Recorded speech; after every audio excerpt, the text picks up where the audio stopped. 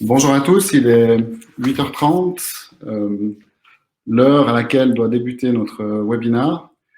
Je tiens à vous remercier, à vous dire bonjour à tous, d'avoir fait l'effort de vous joindre à nous.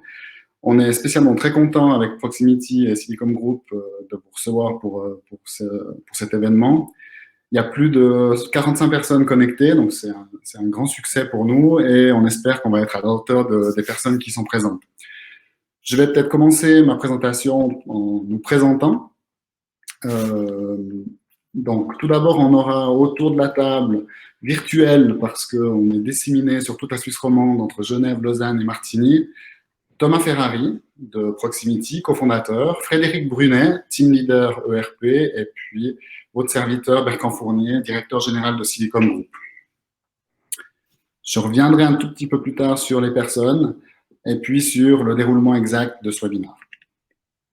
Donc l'agenda. Aujourd'hui, on a décidé en fait de vous présenter les choses d'une manière un petit peu différente, parce que souvent, on vous fait des présentations très monotones et ennuyeuses sur les outils informatiques, mais on ne les met pas forcément en relation avec des problématiques qu'ont les entreprises. Donc c'est pour ça qu'aujourd'hui, on a décidé, suite aussi à la situation qu'on a vécue pendant le printemps dernier et puis l'été, de vous montrer comment on a imaginé la gestion du courrier entrant. Donc courrier veut dire tout type de lettres que vous recevez dans votre entreprise, puis comment on a pu automatiser en fait la gestion de ces documents.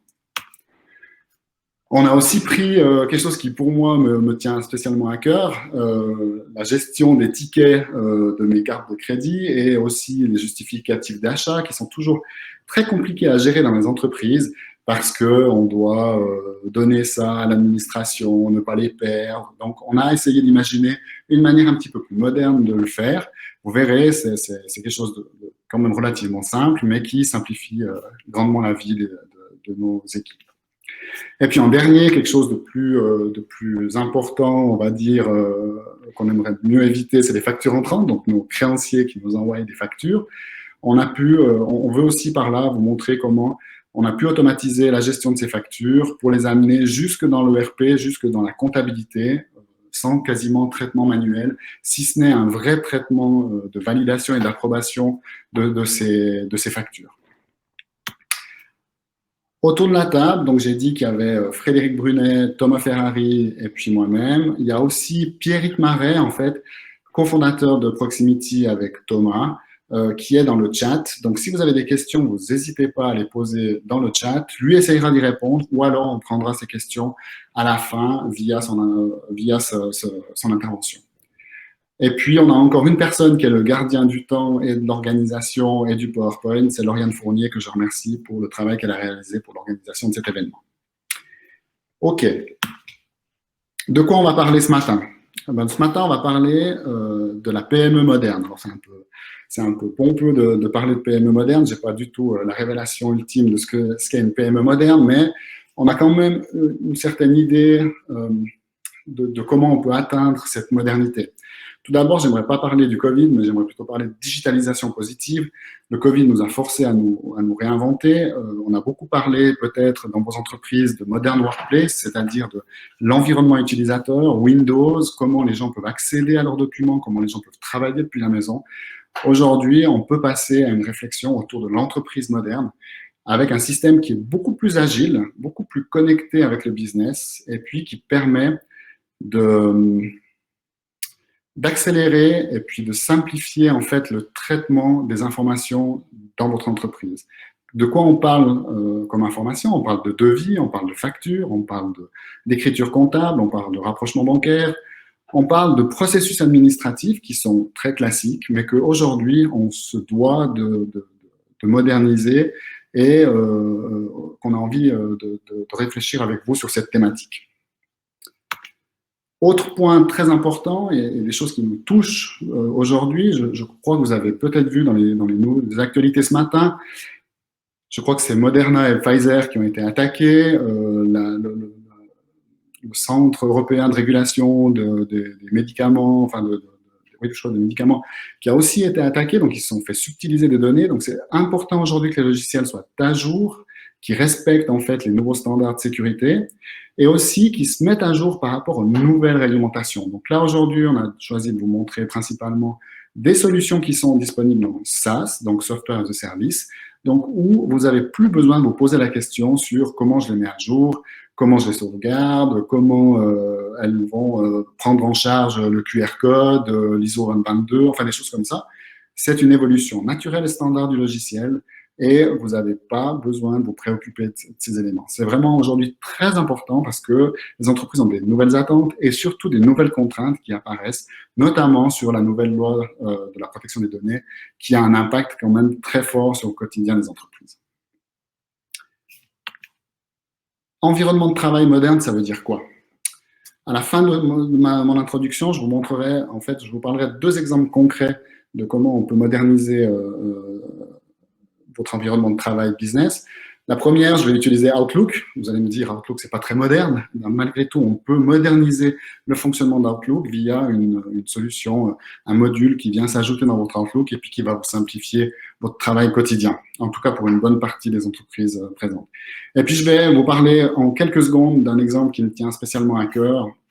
C'est celui de Bike Enjoy. Je crois qu'il y a des personnes qui sont présentes dans l'assemblée, donc je les remercie aussi pour le travail qu'on a fait et puis les idées très créatives qu'ils ont eues pendant le Covid, parce qu'on a vraiment réussi à répondre rapidement à la situation qu'ils ont vécue. Donc, c'est un magasin de sport pour l'information. Donc, ce que je vais peut-être faire, je vais rapidement vous montrer, en fait, je ne vais pas vous faire une démo de Business Central, ça viendra un petit peu plus tard. Moi, je vais juste vous montrer le genre d'outils aujourd'hui que je recherche, que j'accompagne dans les entreprises à mettre en œuvre pour leur simplifier la vie. Donc, en plus, vous voyez, je travaille sur un Mac. Tous mes collègues adorent détester mon Mac, mais malgré tout, aujourd'hui, nos environnements Microsoft et tous ces environnements doivent être compatibles avec tous les environnements de travail. Donc, ce que je vous montre, c'est aussi compatible avec un iPad, avec une tablette Android, avec des téléphones de systèmes ou bien d'autres. Donc, de quoi on parle quand on parle d'environnement moderne? Aujourd'hui, j'ai pris un exemple ici. Donc, Frédéric Brunet, c'est mon collègue qui est dans la démonstration avec moi pour faire cette démo. Il s'est fait passer pour un de nos clients. Donc, on a simplement lié dans notre ERP son adresse mail avec sa fiche client. Et en fait, le système va automatiquement reconnaître qui est en train de m'écrire et puis va même reconnaître ce qu'il est en train de me demander. Et comment ça se passe, en fait? Moi, je vais simplement lui dire, donc là, il me demande de lui faire parvenir un devis pour 2 whiteboards Atlanta. Je vais simplement cliquer sur répondre et activer ici le petit module Business Central. Et en fait, ce système, lui, il est suffisamment intelligent pour savoir que Frédéric Brunet fait partie de l'entreprise. Alors, j'ai de la peine à prononcer le nom, mais je crois que c'est Aldoum qui va arriver.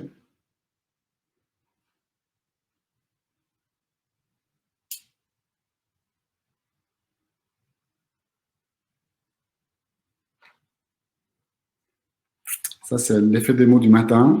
Je pense que ça va arriver.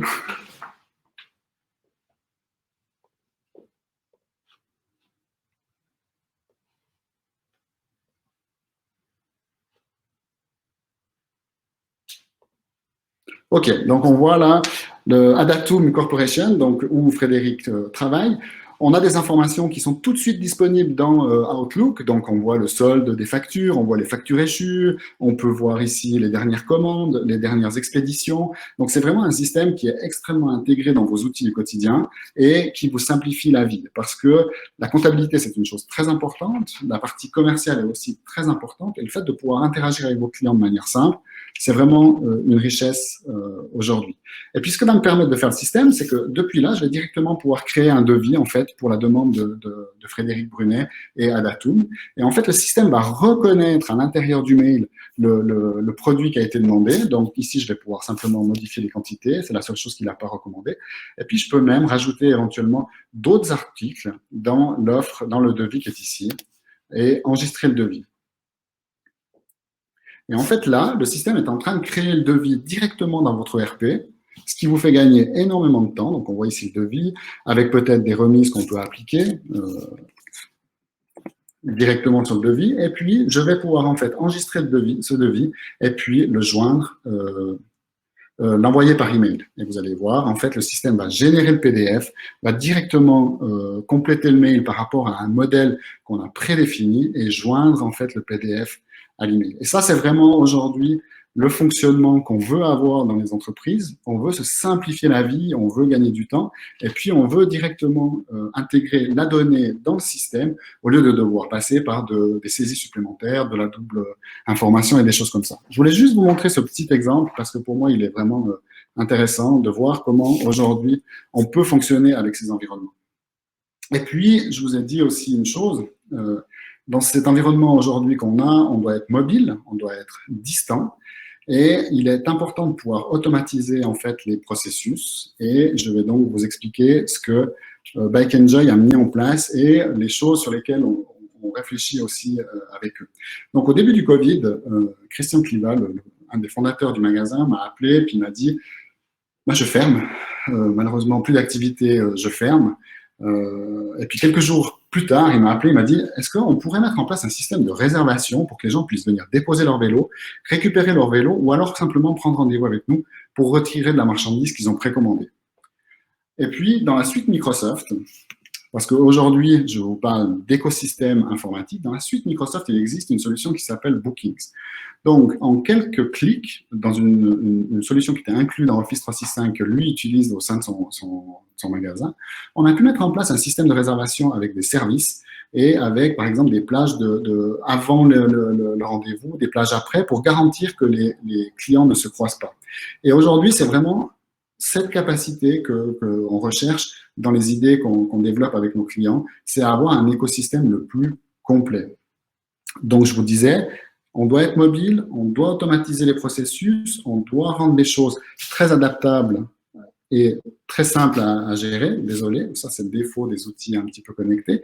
C'est mes collègues qui me surveillent, qui me parlent. Donc, on doit avoir ces environnements connectés. Donc, aujourd'hui, on a choisi de vous montrer ProxyScan, Business Central et puis Office 365. Et ce que nous, on fait en fait avec ces outils informatiques, c'est d'utiliser en fait l'écosystème autour de l'entreprise, parce que pour nous, ce qui est important, c'est finalement ce que vous allez faire avec les outils pour votre business au quotidien.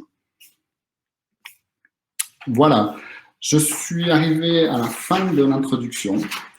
Je vais passer la parole en fait à Thomas Ferrari pour nous expliquer le premier processus qui est la gestion du courrier et puis ce qu'on a mis en place avec eux.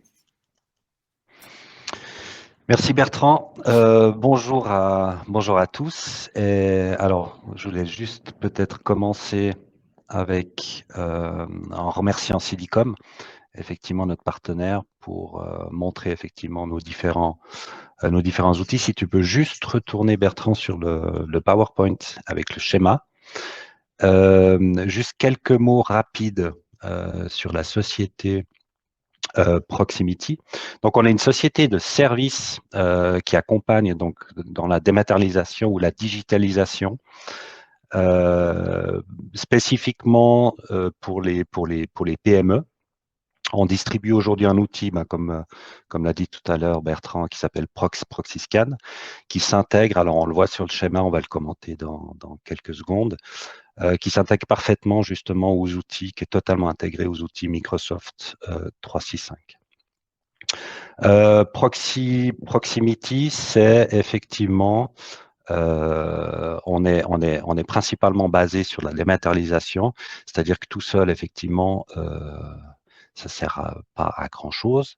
Par contre, en partenariat, c'est pour ça qu'on est en partenariat avec pas mal de sociétés qui, eux, proposent cette brique complémentaire à leurs clients finaux pour amener justement cette plus-value. Pour vous montrer un tout petit peu schématiquement le type de processus qu'on met en place, alors ici, on parle de dématérialisation de manière générale. On voit la première brique, vous avez 4 briques principales. La première brique qui sont les documents. Vous avez des documents qui peuvent provenir par voie mail, qui peuvent provenir par voie papier, c'est-à-dire que vous allez les scanner.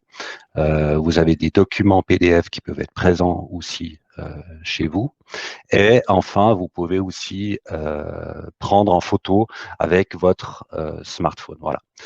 Quelle que soit la source en fait des documents entrants, ils peuvent être traités et arriver tous à être traités avec ProxyScan. La deuxième brique représente en fait l'extraction des données. En fait, vous recevez tout type de documents. Là, en l'occurrence, aujourd'hui, on verra du courrier entrant divers, on verra des factures fournisseurs, on verra des notes de frais. Eh ben, vous avez un outil qui va vous permettre effectivement d'accumuler tous ces documents entrants et par typologie, par type de document, extraire les données qui font sens et qui sont pertinentes en fait pour votre métier. Du moment qu'ils sont passés par la moulinette ProxyScan, c'est là qu'on va commencer à intervenir effectivement dans les outils Microsoft, c'est-à-dire qu'on va exporter tout simplement le document PDF, les données liées qu'on a lues, on va les classer. Alors là, en l'occurrence, c'est du SharePoint. SharePoint, grâce à ces éléments, va pouvoir déclencher automatiquement des flux de validation acheminés aux bonnes personnes.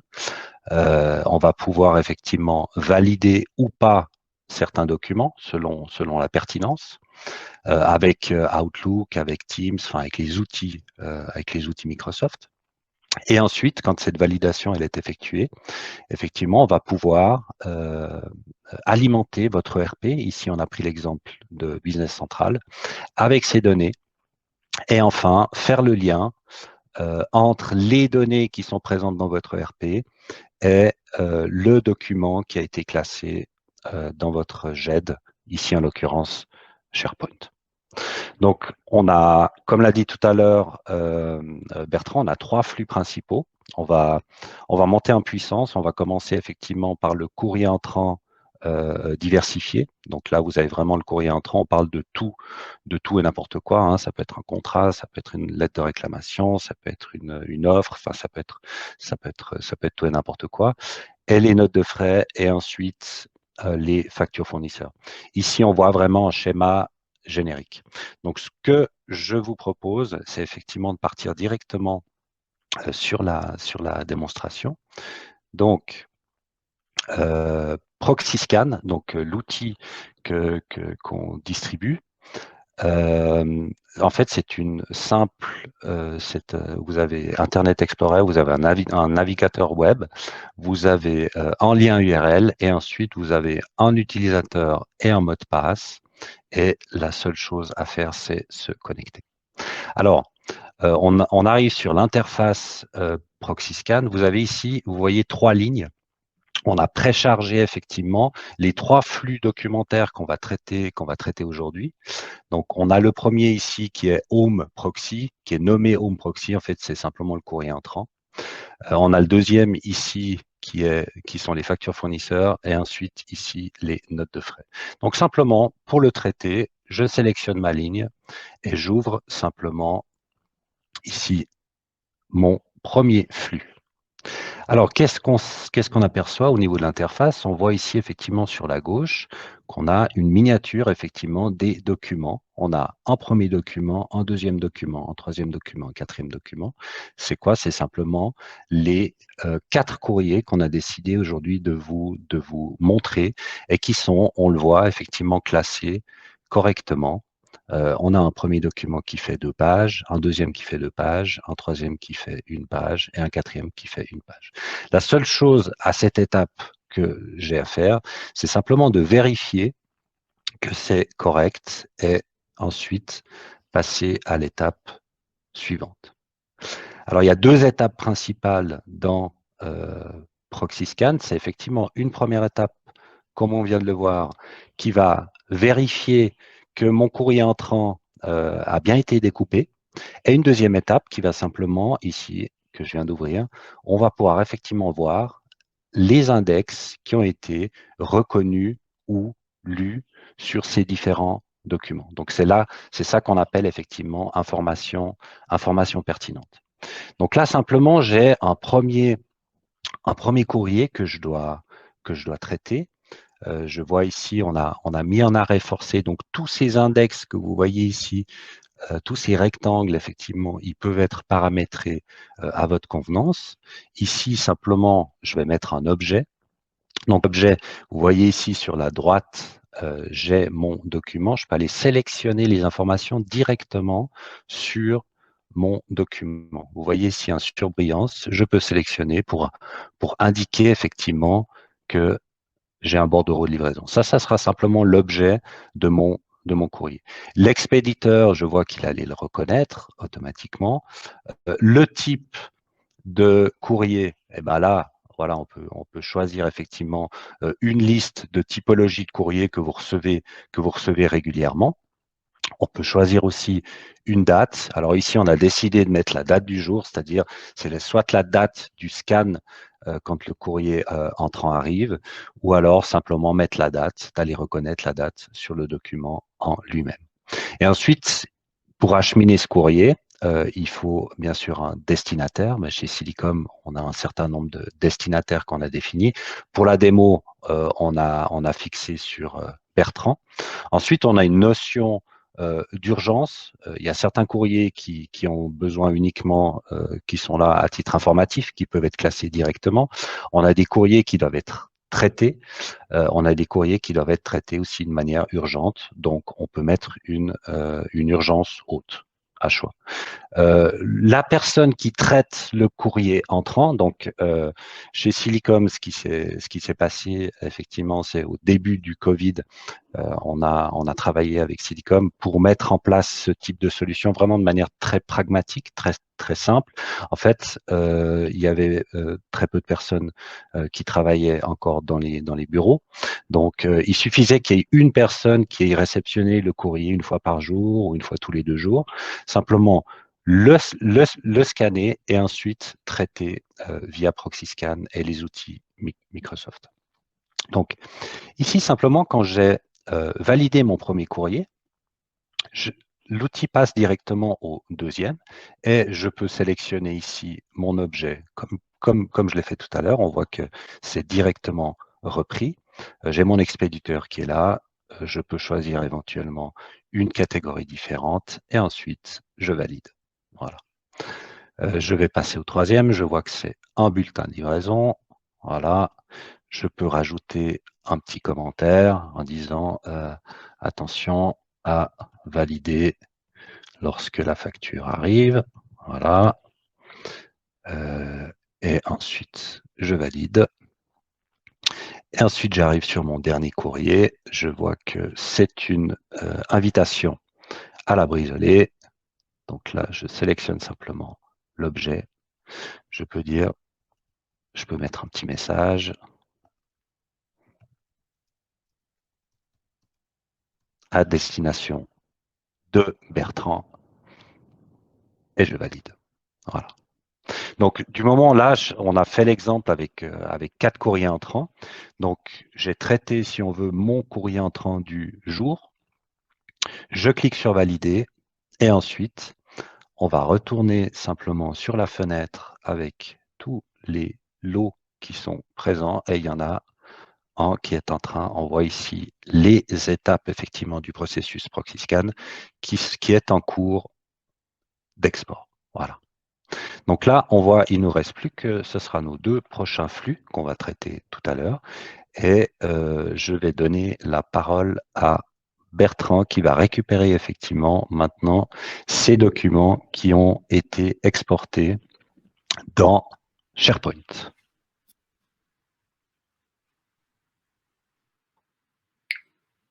Merci Thomas pour la présentation. Alors, je vais juste repartager mon écran pour être prêt avec ces éléments.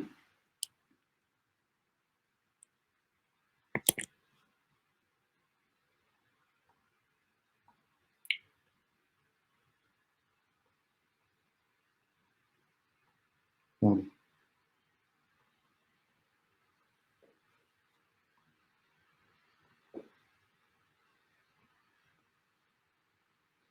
Je crois que me voilà.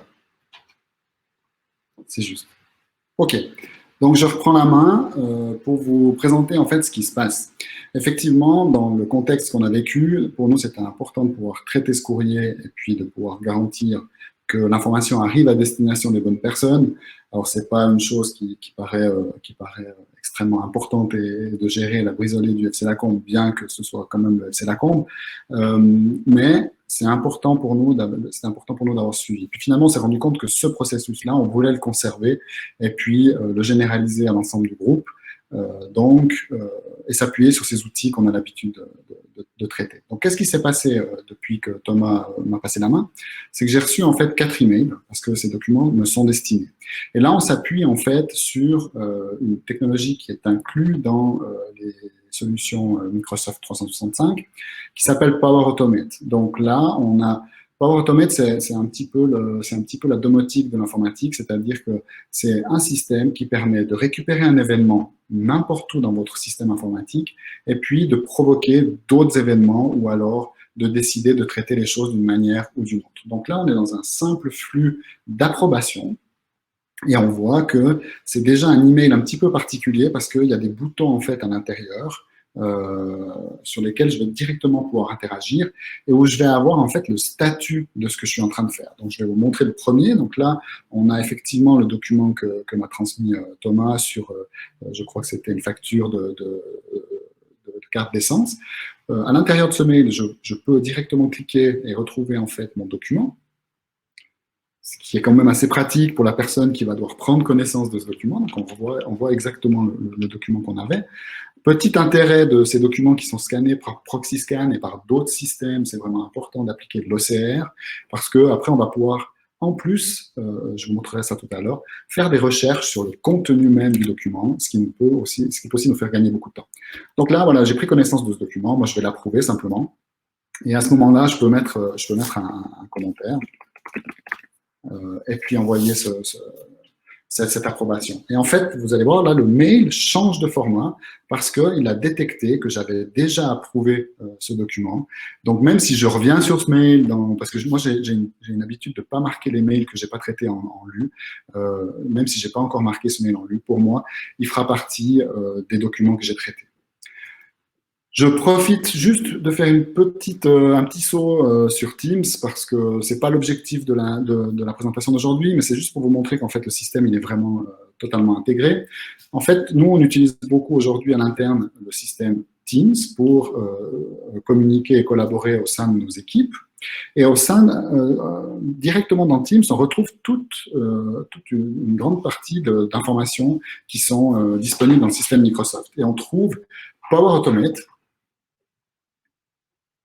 avec ici, en fait, les approbations en cours pour moi. Donc, toutes les approbations qui viennent de différents systèmes ou de différents flux vont se retrouver à cet endroit. Et donc, vous voyez que j'ai plus que 3 documents parce que j'en ai traité un sur les 3. Et ici, je vais directement pouvoir voir le flux d'approbation. Donc, ici, j'ai de nouveau le contenu, j'ai de nouveau le détail qui a été rajouté par Thomas à valider lorsque ça arrive. Je vais pouvoir cliquer sur le document pour ouvrir le document et puis le consulter, ce qui peut me faire gagner énormément de temps. Et ici, je peux changer le statut et puis le mettre en approuvé aussi avec un commentaire. Je suis pas très original dans mes commentaires, mais le plus important, c'est qu'on puisse en appliquer. Même chose si on refuse, ça fonctionne de la même manière. Donc, je vais peut-être juste pour montrer, je vais refuser. Donc, à partir du moment où je choisis le bouton, il a déjà détecté que j'avais refusé. Et puis,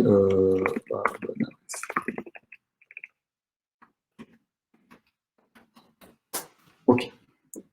Je confirme, ça enregistre, et puis je vais vous montrer en fait le résultat qu'on obtient au sein de nos bibliothèques SharePoint, parce que c'est un sujet que j'intègre, c'est un terme que j'intègre ici. Donc là, on ne travaille plus dans un système de fichiers traditionnel Windows, on travaille dans une bibliothèque SharePoint avec des métadonnées qui ont été extraites, sur lesquelles on peut faire des filtres, sur lesquelles on peut faire des recherches. Et puis, je vais vous montrer typiquement, alors là, c'est peut-être pas je vais juste, vous voyez que là, j'ai déjà un filtre qui est appliqué, je vais l'enlever pour pouvoir voir toutes mes factures. Voilà. Donc là, je retrouve toutes mes factures. Et puis, si j'arrive un matin, je me dis, ah ben, on a reçu un courrier de l'INAR Distribution, je peux simplement venir ici, filtrer mes expéditeurs, et puis ici, dire, ah ben, je cherche l'INAR. Là, je vais pouvoir filtrer tous mes documents. Et ça, c'est vraiment extrêmement simple. Et puis, si on prend une autre chose qui est vraiment très intéressante et que le système nous permet de nous faire, ben, il nous permet de faire une recherche à l'intérieur des documents. Et puis là, si je cherche typiquement le mot combe, alors ça ne marche pas très bien parce que j'ai fait le filtre sur... hop, je vais juste reprendre mon courrier entrant. Je vais enlever le filtre sur l'INAR. Si je prends l'entier des documents, je vais retrouver en fait le courrier qui concerne le FC Lacombe. Alors, vous voyez que c'est un document qu'on a traité plusieurs fois pour la démo, donc c'est pour ça qu'il est là. Mais vous voyez aussi que une fois Thomas avait mis un point d'interrogation, puis ce matin il l'a pas mis. On retrouve bien le commentaire qui est ici, et puis le document sera traité dans quelques secondes. Il y a des fois des petits décalages parce que c'est une automatisation de processus. Donc c'est ce que je voulais vous montrer en fait pour cette partie. Je ne sais pas si Thomas, tu penses que c'est suffisamment complet par rapport à ce qu'on voulait montrer, et puis par rapport au traitement des flux. Alors oui, je pense que c'est suffisant, surtout qu'on va voir deux autres flux. Donc si ça te va, je vais directement partir sur les notes de frais. Oui, parfait. Parfait, très bien. Alors, on va simplement maintenant reprendre, effectivement, il nous reste deux flux à traiter. L'idée ici, comme vous l'avez expliqué tout à l'heure, Bertrand, c'est effectivement de monter un tout petit peu en puissance. On va vous montrer effectivement comment alléger ce traitement administratif, si vous devez saisir effectivement des informations qui se trouvent sur vos notes de frais, sur vos tickets de caisse, de train, de restaurant, etc. L'idée ici, c'est qu'on va, de la même manière que tout à l'heure, simplement ouvrir notre flux de notes de frais et on va retrouver effectivement un peu la même disposition qu'on a vu tout à l'heure. C'est que vous avez sur la gauche effectivement les typologies de documents notes de frais qui ont été reconnus et classés correctement, et ensuite toute une série de données qui ont été extraites, lues ou rapprochées. Donc, si on regarde une information très utile qui a été lue, donc on voit à chaque fois que je clique effectivement sur un index, je vois qu'il allait la rechercher ici sur le document. Là, en l'occurrence, c'est l'identifiant TVA du fournisseur du ticket. On a ici fait une intégration avec le registre du commerce pour aller récupérer le nom de la société. Ça, c'est une possibilité que vous pouvez utiliser ou pas. La date, on voit qu'il allait la lire effectivement aussi directement sur la pièce. La devise également. Le montant TTC, alors il apparaît en rouge ici. Pourquoi? Parce qu'on l'a mis en forcé pour s'assurer effectivement que le montant qui a été lu sur le ticket est correct. Le taux TVA, qui a été lu effectivement aussi directement. Le collaborateur concerné, alors là, on va choisir à nouveau Bertrand, hein, par rapport à ces tickets et dans le cadre de la démo. Et le type de paiement, là, on voit ici, par exemple, que l'outil a détecté que c'était diesel. Donc, pour lui, par rapport aux catégories, effectivement, qu'on a mis en place, ça ressemble furieusement à des remboursements essence. Et enfin, je peux ajouter ou pas un commentaire. Et de la même manière que tout à l'heure, je peux simplement aller valider ma première note de frais. Je ne vais pas me répéter effectivement sur les premiers index. Là, on voit effectivement au niveau du montant qu'il a été lu correctement. Si j'avais pas d'information qui avait été lue, simplement, je peux aussi aller directement la saisir ou la corriger si elle a été mal lue. Une chose aussi importante, effectivement, qu'on verra tout à l'heure, c'est que quand vous faites une modification ou que vous sélectionnez une information sur le document, il y a une routine de machine learning, c'est-à-dire que l'outil va apprendre effectivement la prochaine fois qu'il se retrouve devant le même type d'information, il va vous récupérer l'information pertinente qu'il n'a pas récupérée la première fois. On passe à la troisième note de frais. Je passe assez rapidement pour vous montrer un petit peu comment le flux peut se dérouler de manière générale. Je vois ici que ma date de pièce, elle est en rouge. Chaque index, on peut fixer des seuils de confiance qu'on peut aussi diminuer au fur et à mesure. Ici, on voit qu'il n'est pas tout à fait sûr d'avoir bien lu la date. On peut lui confirmer simplement en validant que c'est bien la bonne date et bien le bon montant qu'il a lu. Voilà. Je vois ici, par exemple, que sous restaurant, il allait reconnaître une information. Alors, je pense qu'il a lu pizza ou autre. Il s'imagine que c'est un ticket de resto. Puis, effectivement, si je regarde, il y a un expresso, un sportif, on peut considérer ça comme restaurant ou autre catégorie que vous pourrez mettre. Mon montant est correct. Il me suffit ensuite de valider. Et ensuite, comme tout à l'heure, on va simplement voir effectivement ici notre lot de notes de frais qui va être exporté dans SharePoint. Et comme tout à l'heure, elles vont se retrouver simplement dans une bibliothèque SharePoint notes de frais. Voilà. Et là, je vais repasser la parole à Bertrand pour la suite du processus.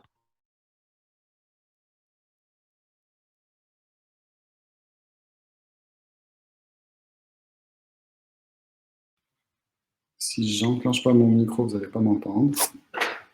Ok, donc l'idée pour nous par rapport à ces notes de frais, c'était effectivement de se simplifier la vie, d'extraire de l'information de ces tickets, de lancer un processus de validation comme je vous l'ai montré tout à l'heure finalement pour les documents, de simplement pouvoir dire si cette dépense a été validée ou pas, et puis finalement à la fin de pouvoir savoir si elle a été remboursée ou pas. Donc, c'est un processus de démo qu'on a fait aujourd'hui pour vous montrer en fait la souplesse du système, parce que là, on a une autre bibliothèque de documents où on a repris les données en fait qui sont extraites de ProxyScan. Bien sûr que si vous aviez d'autres éléments qui viennent d'autres systèmes, pas forcément de ProxyScan, mais je peux imaginer même des fichiers mail. Ces mails pourraient être simplement importés directement dans une bibliothèque et puis en fait le système va vous demander quelles sont les métadonnées que vous voulez coller sur ce système. C'est aussi une possibilité. C'est beaucoup plus facile de travailler avec des automatisations comme on a avec ProxyScan. Donc en fait là, vous voyez que les 4 tickets sont rentrés dans le système. Donc de nouveau, je les retrouve dans ma bibliothèque de documents. Je peux les ouvrir pour consulter. Je peux toujours faire des recherches à l'intérieur parce que le texte a été reconnu. Et puis je vais juste profiter de ce petit exemple parce que finalement c'est le même que tout à l'heure pour vous montrer ce qu'est Power Automate. Alors, je ne vais pas aller dans le détail, mais en fait, au lieu de traiter finalement ces notes de frais, je vais juste vous montrer en fait ce qui est derrière le système, parce que Microsoft a une logique en fait derrière ça. Donc, Microsoft essaye de rendre les entreprises et notamment les citoyens développeurs, c'est un terme qui est en anglais plus autonome sans avoir besoin de systématiquement faire appel à des solutions qui sont extrêmement coûteuses à développer et tout ça. Donc Power Automate, c'est exactement ça. Il existe une bibliothèque gigantesque de flux qui sont déjà disponibles, desquels on peut s'inspirer et on peut créer en fait ces flux. Donc là, vous voyez, le flux s'appelle lancer l'approbation sur des nouveaux documents et informer via Teams. C'est un flux modèle et tous les gens qui suivent ce webinaire et qui me connaissent savent que j'ai depuis longtemps un petit peu oublié mes compétences en informatique, en tout cas technique. J'ai pu le mettre en place tout seul pour préparer cette démo. Et en fait, que fait le flux? Je vais simplement vous montrer à quoi ça ressemble, même si c'est un petit peu complexe. C'est en fait un espèce d'arbre de décision. Donc en fait, au moment où il y a un fichier qui est créé, on voit ici au début, il y a un message qui est posté directement dans Teams, et puis il y a une approbation qui est démarrée, avec ici une explication si oui, si non. Et puis simplement, le système va mettre à jour les fichiers par rapport à ces réponses et à ces événements qui se produisent. Et je trouvais important de vous montrer parce que c'est aujourd'hui ce qui permet d'automatiser finalement les mails que je viens de recevoir ici, où je me retrouve avec les notes de frais chargées par ProxyScan pour un montant de 55 francs 60 TTC, et puis qui va me permettre soit de consulter, comme tout à l'heure, ce ticket, de l'approuver ou de le rejeter. Et de la même manière que tout à l'heure, sur ce ticket, je vais pouvoir mettre OK pour moi. Et ça va mettre à jour deux informations dans le système. Ça va mettre à jour le commentaire et la colonne validée.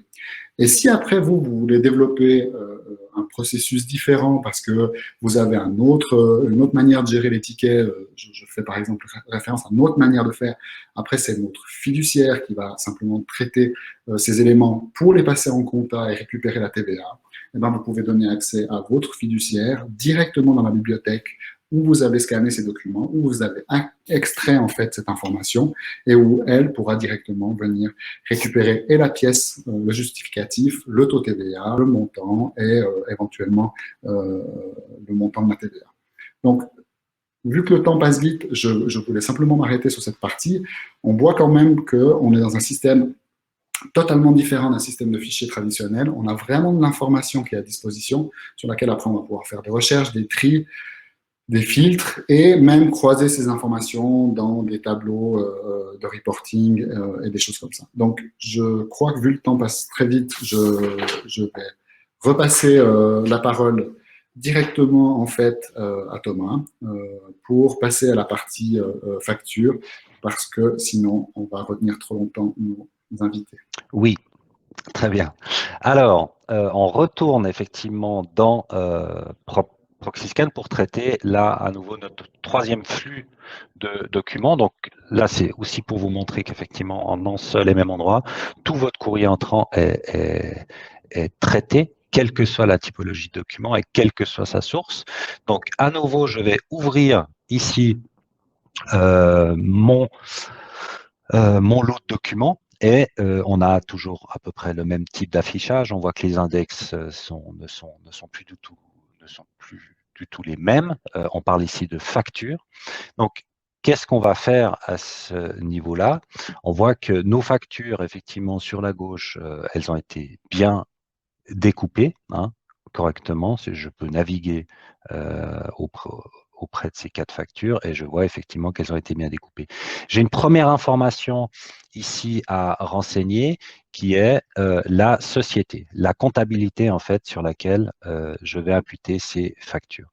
Alors, ça, c'est juste pour vous montrer qu'effectivement, on a la possibilité d'avoir une ou plusieurs sociétés internes. Donc, du moment que je sélectionne la société que vous voyez ici, elle est directement connectée en fait à Business Central, l'ERP de Microsoft. Donc, on a cette intégration qui est faite directement.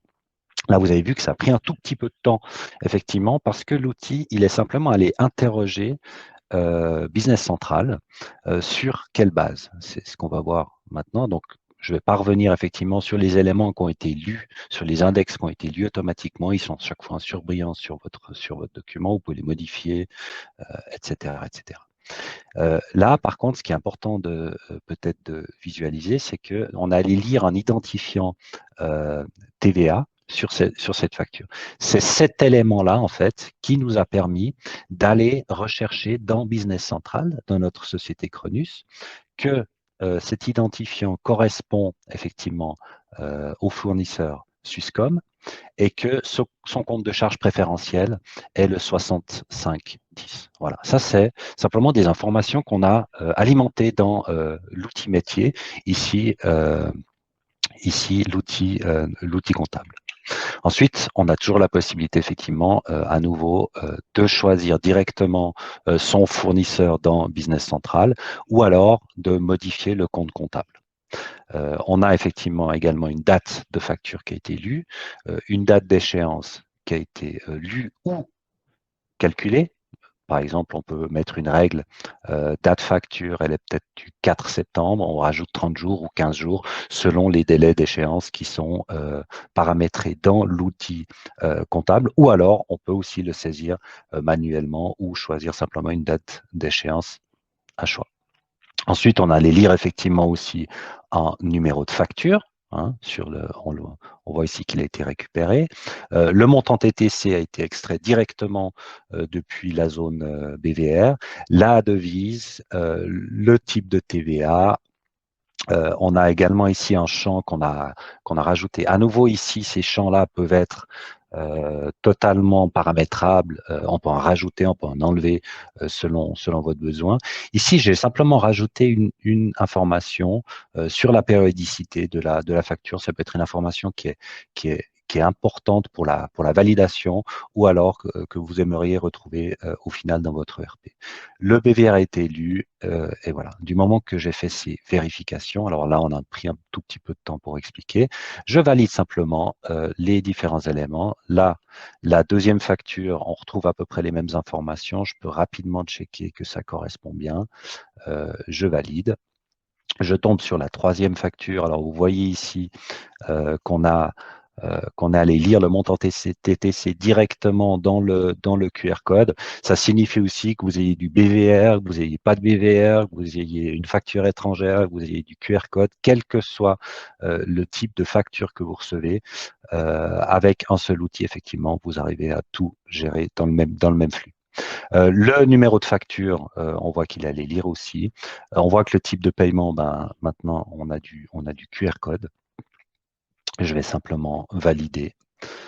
Et voilà, j'arrive sur la dernière facture.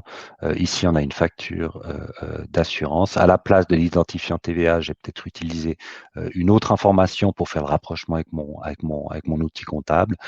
Ici, je vois que j'ai pas forcément de numéro de facture, mais je peux très bien aller sélectionner peut-être une information pertinente sur le document. Voilà, je clique simplement là-dessus. Et enfin, je valide. Voilà. Du moment que j'ai fait ces validations, comme tout à l'heure, on va simplement valider le lot et les données et les documents, comme on l'a vu tout à l'heure sur le schéma, sont en fait en train d'être exportés dans SharePoint. SharePoint va envoyer les notifications nécessaires. Alors là, en l'occurrence, ça sera Bertrand. Mais on peut effectivement simplement dire, du moment qu'on a lu certaines données comme le compte comptable, dire attribuer un responsable de validation par compte comptable ou par montant, etc. Enfin, on peut mixer tout ça avec l'outil que vous avez vu tout à l'heure, que vous a présenté Bertrand, qui est Power Automate. Alors, je vais, je pense, laisser la main à Bertrand. Oui. Donc, je pense qu'on peut directement passer la main à Frédéric, et puis moi, je vais valider en fait les factures derrière. Comme ça, Frédéric va pouvoir faire une petite introduction sur Business Central, et puis les gens vont pouvoir un petit peu mieux comprendre le système qu'on va présenter.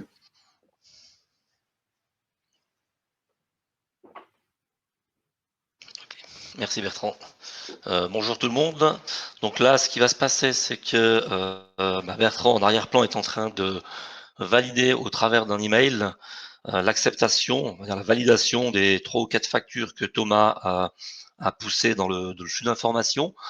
Donc là, je suis dans Business Central, directement dans la liste des factures qui sont déjà enregistrées, donc dans la partie comptabilité, on va dire, du système. Je ne sais pas si Bertrand a validé, voilà, il fait signe qu'il a validé les factures. Donc, normalement, il suffit de rafraîchir l'écran. Le processus prend quelques secondes entre le moment où la facture est validée et le moment où elle arrive dans l'outil comptable. Donc, je vais juste sortir ma liste des factures et rentrer au travers d'un raccourci que je me suis mis à disposition tout en haut. Et je devrais voir dans quelques secondes les 4 factures supplémentaires apparaître. Alors, elles ne sont pas encore là. Je crois que ça prend une petite minute.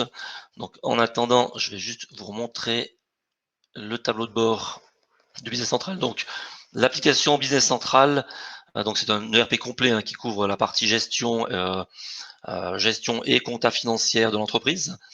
C'est une application qui est hébergée donc dans le cloud, dans le SaaS. Elle se présente sous la forme d'un tableau de bord lorsqu'on rentre dans le logiciel. Ce tableau de bord va dépendre en fait de ce qu'on appelle des rôles en fonction de la fonction et du poste de l'utilisateur.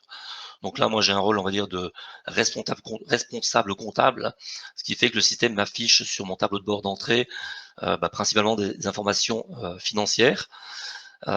Donc, j'ai possibilité de voir assez rapidement sur l'outil quels sont les montants de mes factures, donc mes postes ouverts clients. À ce jour, je peux voir celles qui sont échues, celles qui sont non échues. Pareil pour les achats. J'ai une présentation relativement simple sous forme ce qu'on appelle de tuiles qui permet d'avoir une vision globale de ma situation, on va dire, commerciale aujourd'hui, combien est-ce que j'ai de devis en cours, est-ce que j'ai des commandes clients, des factures ouvertes. Simplement en faisant un clic sur une des tuiles, je peux avoir tout de suite le détail des informations qui étaient affichées dans la tuile. Donc j'avais 2 devis. Les 2 devis, ils sont ici présentés. Voilà, donc la philosophie du logiciel fonctionne sur ce principe on clique sur un chiffre pour voir chaque fois le détail qui est représenté derrière. Sur le tableau de bord, on peut paramétrer pour afficher différentes informations. Donc là, comme je suis responsable comptable, j'ai demandé au système de m'afficher voilà, les 5-6 comptes principaux que j'aime surveiller au quotidien. Je peux afficher ma balance. Si je continue un peu plus loin dans le reporting, j'ai possibilité voilà, de mettre des boards qu'on va pouvoir définir avec l'outil Power BI qui fait partie aussi de la Suisse des Power Applications Microsoft. Donc vous allez pouvoir vous-même combiner et afficher automatiquement des graphiques, des schémas, ça peut être sous forme de grille ou de graphiques en chart, camembert, etc., sur des données clés qui vous intéressent. Et la dernière information qui est aussi utile, on peut pré-paramétrer des états qui vont être générés, par exemple chaque nuit par le RP, et qui vont être envoyés à un certain nombre de destinataires, ce qui fait que le matin, vous allez arriver, puis vous aurez dans votre boîte de réception des états avec des listes, des statistiques qui sont pré-compilées sur des données qui vous intéressent plus particulièrement voilà, par rapport à votre domaine d'activité, peut-être de la finance, des stats de vente sur les chiffres d'affaires, un volume de stock sur certains produits. Voilà, donc le système travaille en arrière-plan la nuit et il va poster automatiquement dans votre boîte des listings à votre destination. Pour revenir dans le flux qu'on est en train de regarder, donc je vais retourner directement sur mes factures d'achat. Elles ont dû normalement arriver entre temps. Voilà, j'ai donc les nouvelles factures qui sont apparues. J'étais à 227. Donc là, je vois que Bertrand a dû valider la facture Heuken, Proximity et ECA. Donc ces factures qui viennent d'apparaître, je peux les consulter en cliquant simplement sur ma ligne. Donc pour afficher ma facture 108-228, on voit que c'est la facture Heuken. On voit ici, le système a été capable de récupérer un libellé à l'intérieur de la facture. Ce qui est aussi intéressant, c'est que j'ai sur le côté droite un lien, comme pour la partie courrier entrant et note de frais, qui me permet de visualiser directement le document qui a été scanné dans le système. Donc ça me permet de contrôler effectivement que c'était bien le fournisseur Heuken, que le montant était bien 239,25. Je vois qu'il y avait aussi un BVR qui avait été introduit sur cette facture. Donc si je referme ma pièce jointe, je vais retrouver donc le détail de mon document. J'ai le numéro de facture fournisseur qui a été repris automatiquement. Le système reconnaît aussi tout ce qui est date de valeur, date d'échéance sur le document. Il m'a créé une ligne en fait de charge sur un compte dépenses d'énergie de 239,25. Donc ça, Thomas l'a expliqué juste avant. On a dû faire un petit travail de paramétrage en amont. En fait, pour chaque fournisseur, on va indiquer, quand c'est possible, un voire 2 comptes de charge par défaut. Et le système, quand il va recevoir un scan en provenance de ce fournisseur, va automatiquement passer la charge, donc le montant de 239,25, sur le ou les comptes de charge que l'on aura prédéfinis. Donc c'est pour ça que ma facture s'est créée directement sur le compte 6400. Voilà, la dernière chose intéressante, c'est qu'on voit ici que le système a été capable de me récupérer la référence du BVR, donc qui a été aussi scanné et identifié. Voilà, je crois que là, il y a encore possibilité, bien entendu, de modifier le compte de charge, si c'est pas le bon. On peut encore changer les montants. Puis, bien entendu, si je veux rajouter derrière une ligne supplémentaire, je pourrais rajouter une ligne de frais, un compte de charge supplémentaire, ou redispatcher ces 239 francs, par exemple, voilà, 100 francs sur un centre de charge et puis 139 sur un autre compte. Ce qui est important, c'est qu'on a aussi une notion d'analytique. Donc, si d'un coup, vous avez besoin, vous, de répartir ces 239 francs sur 2 départements différents, vous allez avoir la possibilité, en fait, au niveau des lignes de facture, de rajouter ce qu'on appelle, c'est un projet code, mais c'est un code analytique qui peut être voilà, un numéro de département, une agence, si vous avez des bureaux répartis pour répartir les frais de façon comptable, de façon plus précise. Voilà, au niveau de la facture que l'on a reçue. Si je reviens juste dans mon écran de départ. Alors, il y a la partie validation, bien entendu. Ce qu'il faut comprendre, c'est que cette facture qui est arrivée, elle n'est pas directement intégrée dans ma comptabilité. Elle est dans une feuille provisoire. Donc là, la personne qui est en charge de la validation des factures, une fois qu'elle a fait un check à l'écran, corriger ce qu'il y avait à corriger, bien entendu, elle va faire l'étape qu'on appelle de validation. Et cette étape-là va envoyer directement les écritures en comptabilité. Donc là, je clique simplement sur valider. Le système demande si je veux intégrer la facture en compta. J'ai dit oui. Et voilà. Là, il y a une erreur qui était prévue, c'est que le système en fait a détecté que cette facture que je suis en train de pousser en compta, elle possède comme numéro de facture fournisseur le numéro 104 31 287. En fait, comme on a déjà fait des tests, le numéro de facture a déjà été poussé en comptabilité, donc il me met une erreur. Donc je vais simplement revenir sur mon document et puis je vais dire que c'est la facture bis pour qu'il y ait une unicité au niveau de la facture fournisseur. Et je revalide simplement mon document cette fois-ci, qui devrait passer sans souci en comptabilité. Voilà, la facture a été validée en compta. Ce qui se passe, c'est qu'une fois que la facture est validée en compta, elle disparaît de mon écran. Donc la facture, on voit, c'était la 228, n'y est plus. Puis je vais pouvoir comme ça continuer dans mon flux et puis valider les factures suivantes. Donc, normalement, il y a effectivement un contrôle très rapide à faire. C'est simplement valider qu'on est sur le bon compte de charge, que le montant est OK. Toujours la possibilité d'ouvrir grâce à ce lien le document dans SharePoint pour valider que les informations sont correctes. Et quand c'est OK, je continue mon processus, je dis valider et j'envoie en comptabilité. Donc, juste pour revenir sur l'écran principal, en 2 mots, donc expliquer que cette interface que vous avez là, donc sous les yeux dans un navigateur web, on a exactement les mêmes fonctionnalités sans restriction, sans limitation, possibles depuis une interface mobile. Donc, vous pouvez télécharger quelle que soit la plateforme, hein, iOS ou Android, Windows Phone. Il y a une application Business Central mobile qui existe, qui vous donne accès à toutes ces fonctionnalités. Donc, en consultation aussi, en insertion et en modification, avec vraiment la même présentation. Donc, ce qui veut dire que si vous avez des personnes qui sont sur le terrain, en tout temps, elles peuvent accéder à toutes ces données, consulter l'état d'un compte client quand on se déplace chez un client typiquement, saisir un devis, comme l'a montré Bertrand tout à l'heure, ça peut être fait directement depuis un smartphone. Voilà, donc il n'y a pas de limitation. Je crois que j'ai fait un petit peu le tour de ce qu'il y avait à montrer là.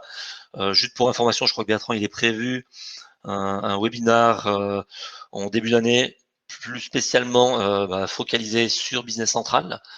Donc d'autres informations suivra, peut-être Bertrand, tu pourras donner un peu plus d'infos juste après. Et ça sera l'occasion de voir plus en détail cet outil. Voilà. Je te repasse la parole, Bertrand, si tu veux. Volontiers, merci. On est pile dans le timing, on a fait efficace, on a un petit peu accéléré au milieu, donc ça nous permet de peut-être prendre des questions parce qu'il y en a qui sont principalement pour Business Central. Je vais peut-être rapidement les traverser. Donc, il y avait une première question qui était de savoir si le module que j'ai montré tout au début, l'intégration dans Outlook de Business Central, était disponible, y compris dans Outlook pour le web. Alors peut-être moi je fais une première partie de réponse, puis après Fred, je te passerai la parole.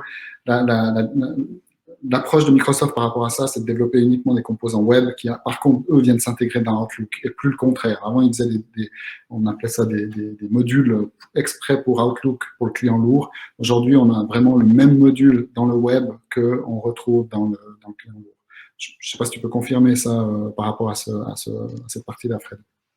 Alors oui, c'est bien juste effectivement le composant Business Central que tu as montré dans ton Outlook local. La même fonctionnalité existe sur le Web Access Outlook, le Outlook Live, et il s'intègre effectivement de manière native. Il suffit de l'activer. Le système va faire un lien par rapport à votre adresse mail. Il va voir parce que du coup, il faut comprendre que l'accès à Business Central se fait à partir de votre compte email directement. Donc le lien est automatique. Dès que vous avez Outlook et un compte Business Central activé sur le même mail, le système vous ajoute automatiquement le petit add-on et vous avez accès à l'ensemble des fonctionnalités dans la version web. Et puis peut-être ce qui est intéressant de mentionner, là on a surtout parlé des devis, mais à l'intérieur de Business Central, on a un module CRM qui permet de faire de l'enregistrement d'informations par rapport à des activités qu'on a, de la relation clientèle. C'est pas un module CRM comme on peut le comparer à Dynamics Sales ou bien à Salesforce ou à d'autres outils, mais c'est un outil qui, pour la PME, est vraiment extrêmement intéressant et puis qui fait partie de la suite de base. Donc ça, c'est aussi peut-être un élément. Je remonte peut-être, et puis même si les réponses de Pierrick sont très claires, je reprends rapidement les questions. Donc, est-ce qu'on peut intégrer WinBiz dans la suite 365 via une API? Alors, je pense que la question est plutôt du côté proxy scan. Donc là, Pierrick a répondu que c'était tout à fait possible, que ce soit en on-prem, donc en local, installé sur un serveur, ou bien dans WinBiz Cloud. Je pense, Thomas, la réponse est suffisamment claire. Je ne sais pas si tu veux rajouter quelque chose. Non, la réponse est très claire, mais de manière générale, effectivement, quel que soit l'ERP, c'est un peu l'avantage justement des solutions qu'on présente aujourd'hui. En termes d'intégration, ça ne pose a priori aucun souci. C'est simplement après une question de jours. Mais effectivement, aujourd'hui, si on parle de WinBiz ou Business Central, on est clairement intégré. Et sur votre site, je crois qu'on peut trouver d'autres produits avec lesquels vous êtes intégrés également, avec d'autres systèmes de gestion documentaire comme M-Files et d'autres logiciels. C'est juste? C'est ça, oui. Merci. Ok. L'autre question, c'était un peu plus technique. Alors là, je ne vais pas me risquer à répondre, parce que la réponse de Pierre était très claire. Mais est-ce qu'on peut enregistrer sur deux comptes de charge directement, diviser le montant comme tu le proposais là, Fred? Et donc effectivement, on peut le faire soit dans le RP directement, comme tu viens de le montrer, soit je crois qu'il existe une solution dans Proxy Scan. Ouais. Alors là, si je me permets aussi peut-être juste de préciser ou de réinsister là-dessus, c'est qu'on a les deux cas de figure. Ça veut dire qu'on peut effectivement soit directement saisir une ventilation directement dans Proxy Scan. Ce qu'on a montré tout à l'heure, on a montré un flux vraiment très simplifié par rapport à ça pour essayer d'automatiser au maximum. Soit effectivement simplement faire une ventilation directement dans l'outil métier et dans l'outil comptable. Voilà. Les deux possibilités sont ouvertes. Ok, merci. L'autre question était l'intégration avec Bexio. Donc, je pense que là, on a la même réponse, c'est-à-dire qu'aujourd'hui, vous n'êtes pas directement intégré à Bexio, mais avec on va dire, ces systèmes modernes qui proposent des API, il est tout à fait possible de se connecter et puis d'intégrer la solution Proxy Scan directement à Bexio. Je pense que ça, il n'y a pas de... Alors, je confirme effectivement, Bexio est un outil moderne, donc effectivement, on a la possibilité de le faire. On n'a pas eu l'occasion de le faire. Pourquoi? Parce qu'aujourd'hui, on n'a pas eu de demande spécifique par rapport à Bexio. Voilà. Ouais. Qui a fait la détection qu'on a vue aujourd'hui, Proxy Scan en amont ou Business Central? Donc là, peut-être que ce que je peux faire, c'est peut-être juste prendre 2 secondes, parce qu'on n'a pas montré le joli schéma que tu avais fait. Merci. Donc, je le remonte rapidement, comme ça. Voilà. Vous le voyez? Alors oui, ouais, ok. Tu veux que je commente? Alors, tu peux, ouais, sans problème. Ouais. Alors, simplement, effectivement, la question, je peux comprendre, elle n'est pas forcément évidente. En fait, ce qu'on a fait, on va surtout regarder la brique numéro 2 où on extrait les données. Ce que ProxyScan a fait dans la démo qu'on a montré tout à l'heure, c'est qu'on a allé lire un identifiant TVA sur la facture. Donc, ça, c'est ProxyScan qui le fait. ProxyScan ensuite fait quoi? Il va tout à droite interroger Business Central avec cet identifiant TVA. Il va regarder à quoi correspond cet identifiant TVA. Donc, évidemment, il faut l'avoir renseigné au préalable dans Business Central. Peut-être que Frédéric pourra montrer tout à l'heure où est-ce que ça se situe. Mais simplement, on va regarder à quel fournisseur correspond cet identifiant TVA. Et ensuite, selon les informations qu'on a renseignées dans Business Central, on va rapatrier ces données dans l'écran qu'on a vu tout à l'heure dans ProxyScan pour faire ce rapprochement et simplement avoir toutes les données utiles pour, au final, créer un poste ouvert dans Business Central. Donc, en fait, la question, c'était effectivement, est-ce que c'est ProxyScan ou est-ce que c'est Business Central? La réponse, c'est les deux. Voilà. Mais c'est que dans ProxyScan, vous avez directement, effectivement, toutes les informations nécessaires mixées entre celles qui ont été lues et celles qui ont été rapprochées grâce à l'outil métier. Voilà. Et généralement, on fonctionne comme ça. Ça veut dire que quand vous avez validé vos données dans ProxyScan, vous savez que vous avez des données qui sont claires, nettes, précises et de qualité. Voilà. Ok. Est-ce que Fred, tu veux montrer juste l'écran où ça se trouve? Donc, au niveau de la fiche fournisseur, on a 2 informations qui sont importantes. Donc là, je suis dans la fiche du fournisseur Heuken. J'ai ici introduit simplement l'identifiant TVA du fournisseur, ce qui permet de faire le lien. Donc ça, c'est la première information qui est importante. Et ensuite, on a aussi ici cette notion, ce qu'on appelle le lien pour la GED. C'est l'endroit où on va effectivement rentrer pour chaque compte fournisseur quels sont le ou les comptes de charge qui sont associés par défaut au fournisseur. On peut très bien imaginer ici de paramétrer une deuxième ligne en mettant un deuxième compte de charge typiquement, ou de l'analytique, ça peut aussi être, on parle d'une colonne simplement pour rentrer des codes analytiques, dans lequel on pourrait déjà pré-renseigner une pré-ventilation. On peut avoir deux départements, dire allez, on va faire du 60-40. On pourrait imaginer ici mettre les informations de répartition et lors de l'intégration de la facture, ProxyScan, on serait capable de pousser directement les deux lignes d'information dans le détail de la facture avec la répartition déjà pré-renseignée. Ok. Voilà. Merci. Je prends les questions dans l'ordre parce qu'elles affluent et je vois que Pierrick est un petit peu submergé. Donc j'espère que ça répond à la question. Si ça ne répond pas, évidemment, vous pouvez revenir vers nous et les reposer. Donc peut-on attacher directement la facture dans Business Central quand on l'enregistre? Alors je ne suis pas sûr d'avoir très bien compris, mais je pense que c'est si on ne passe pas par le process ProxyScan.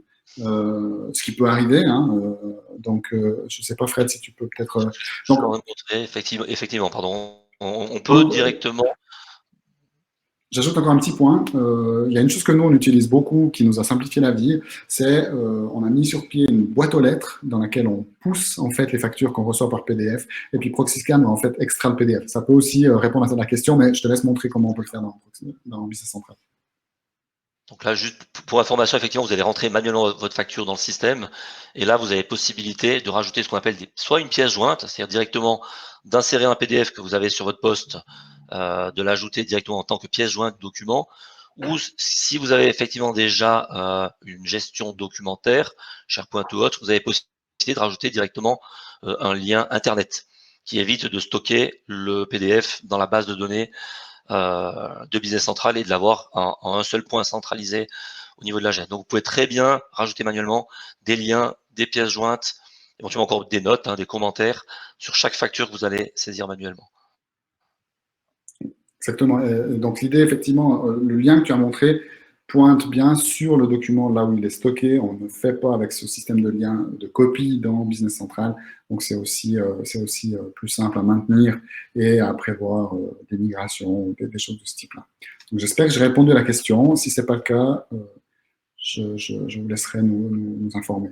Il y avait une question aussi de savoir si Business Central est l'ERP de la suite 365 avec le CRM inclus. Alors oui, la famille des produits Microsoft 365 est gigantesque.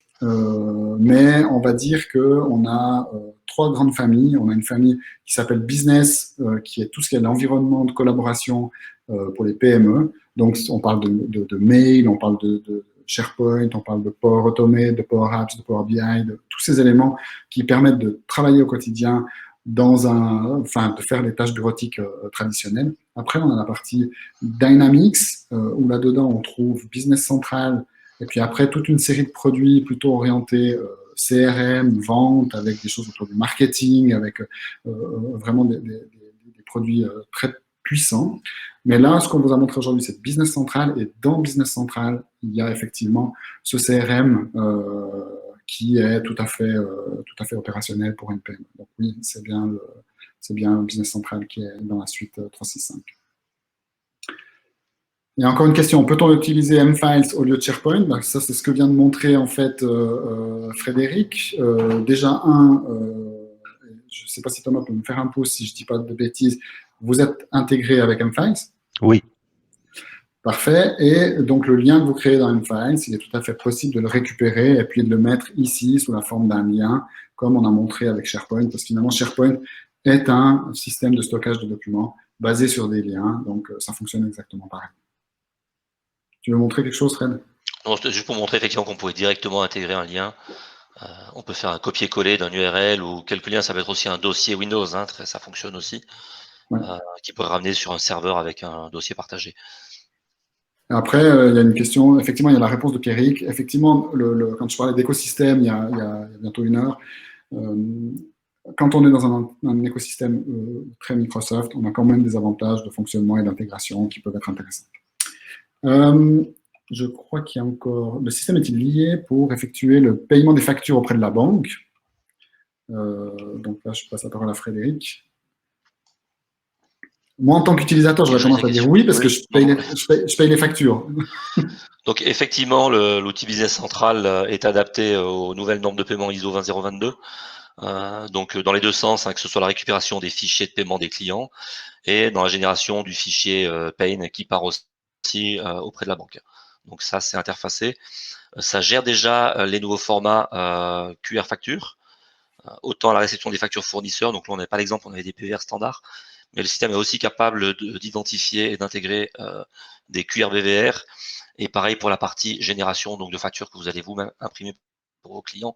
C'est déjà aussi intégré dans Business Central depuis à peu près 2 mois.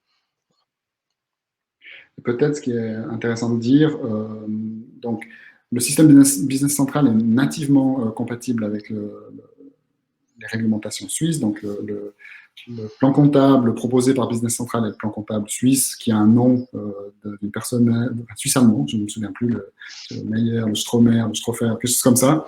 Donc ça, c'est de base et on peut importer cette configuration. Le décompte TVA est inclus, donc toute l'intégration avec les systèmes suisses sont inclus. Et puis, il existe différentes possibilités pour la partie RH et salaire qu'on pourra peut-être aborder en janvier si c'est un sujet intéressant pour les personnes présentes. Je prends encore une question. Je crois qu'on arrive gentiment au bout et c'est parfait, on est dans le timing.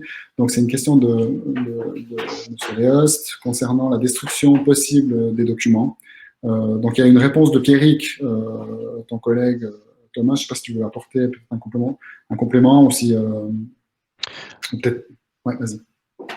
Alors, je suis pas tout à fait sûr d'avoir compris la question, mais par contre, je vais essayer d'amener ma C'est la réponse. même. Voilà. C'est la même question. Est-ce que je peux arrêter de stocker dans des cartons les documents après que je les ai scannés et mis dans SharePoint? Voilà, d'accord. Oui. Alors, c'est clair. Non, je pensais simplement ne pas les stocker en GED. Mais alors, effectivement, oui. Alors, tout dépend. Là, je vais pas trop m'avancer parce qu'il y a même certains avocats qui s'avancent pas trop sur ce type d'éléments. Si votre processus, effectivement, est clairement défini, c'est-à-dire il y a certaines normes. Alors, malheureusement, je les ai pas là en tête et je vais pas pouvoir vous les décrire toutes.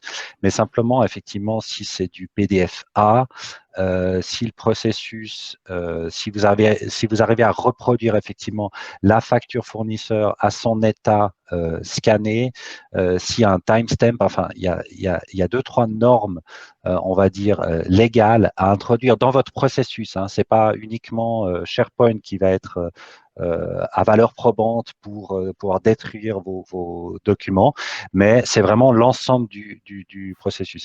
Alors, je ne veux pas rentrer dans des détails techniques parce que déjà, je ne les maîtrise pas tous, mais par contre, c'est des éléments effectivement qu'on peut voir par rapport à votre contexte et puis par rapport aux outils que vous utilisez. Voilà.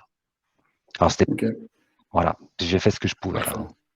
Non, parfait. Mais je te la poserai officiellement pour Silicom prochainement. Dernière question, puis après je vais arrêter parce qu'il me reste encore juste à faire la conclusion. Le système est-il multilangue? Donc, Pierrick a répondu oui. Et toute la suite Microsoft qu'on a vue, web, est aussi multilangue de manière complètement intégrée et sans changement important. Donc, c'est aussi un élément important, effectivement. Est-ce que vous voulez rajouter quelque chose, Thomas et Frédéric? Sinon, je vais passer à la conclusion. Donc, pour moi, c'est bon. Je pense qu'on a... Ok, je vais juste prendre quelques secondes pour passer sur le dernier slide qui me permettra de vous remercier, puis de vous souhaiter une bonne journée, et puis de bonnes fêtes, et puis vous parler de la suite. Peut-être une petite information quand même assez importante de quoi on parle en termes de coûts, parce que c'est quand même une question importante. Donc, nous, on a une suite de produits chez Silicom Group qui s'appelle le Smart Office. Donc là, aujourd'hui, on l'a appelé Smart Office for Business. Il est composé, en fait, ce qu'on a utilisé aujourd'hui est composé de 3 produits. Et puis, je vous expliquerai pourquoi j'ai choisi le premier et puis peut-être que vous utilisez d'autres produits dans votre entreprise. Donc, dans la suite Microsoft 365 Business, la première ligne à 19,70 €, c'est la ligne qui vous permet d'utiliser Teams, qui vous permet de faire de la messagerie, qui vous permet d'utiliser SharePoint, qui vous permet d'utiliser tous ces outils bureautiques. Nous, on recommande de prendre la solution à 19 francs 70. Il y a une solution qui est 12 francs 60 ou quelque chose comme ça, mais qui n'intègre pas certaines fonctionnalités de sécurité, notamment liées à la RGPD, à la protection du poste de travail, à la confidentialité des données et aux accès mobiles et tout ça. Donc, avec cette solution-là, on a vraiment un environnement utilisateur qui est très sécurisé. Business Central, l'outil ERP de Microsoft, coûte 68 francs 90 et là-dedans sont inclus tous les coûts de maintenance, de gestion, de mise à jour. C'est un coût par mois et par utilisateur.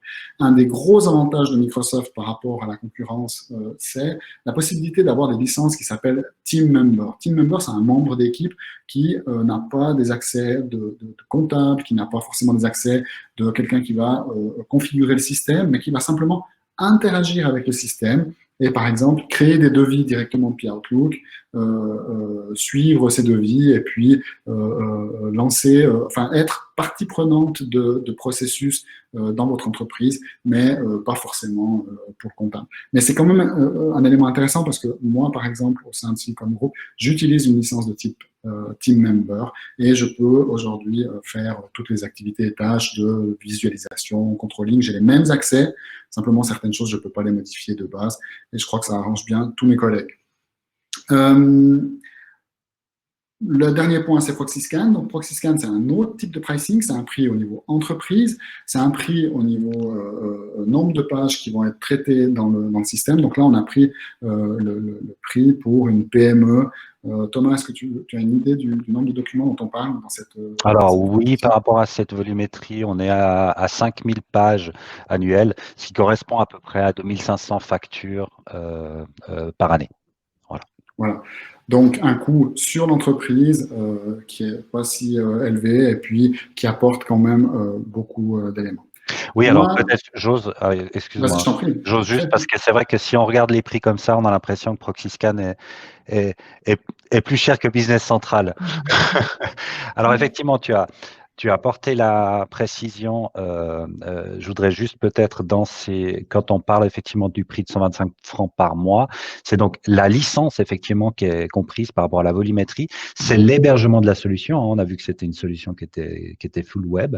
C'est la maintenance de cette solution. Donc toutes les mises à niveau, elles sont comprises dans cet abonnement. Et ensuite, c'est aussi le support qui est inclus.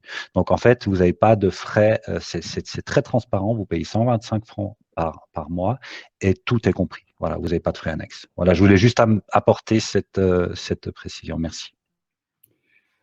Voilà, moi j'ai terminé. Je tiens à remercier, comme j'ai dit tout au début, Frédéric, Thomas, Lauriane, Pierrick et toutes les personnes qui ont travaillé pour la réalisation de cet événement. J'espère qu'il vous a plu. Vous allez recevoir un email dans quelques minutes avec le lien pour pouvoir revoir la vidéo. Vous allez recevoir aussi un petit formulaire une enquête de satisfaction, on va dire comme ça, mais aussi pour savoir quel type d'événement on doit faire en début d'année prochaine. Donc, on a effectivement prévu d'organiser une présentation autour de Business Central, beaucoup plus complète. Donc, je vous encourage à la suivre. J'ai malheureusement pas encore la date parce que on n'a pas pu la fixer par rapport aux contraintes et à tout ce qui est en train de se passer, mais assez rapidement, on va la sortir et puis comme ça, vous pourrez vous y inscrire. Je vous remercie tous. Je vous souhaite une très bonne année. Comme on est bientôt à la période des fêtes, je vous souhaite de bonnes fêtes et puis que tout le monde se porte bien et puis on se voit prochainement. À bientôt. Merci, au revoir. Merci, au revoir.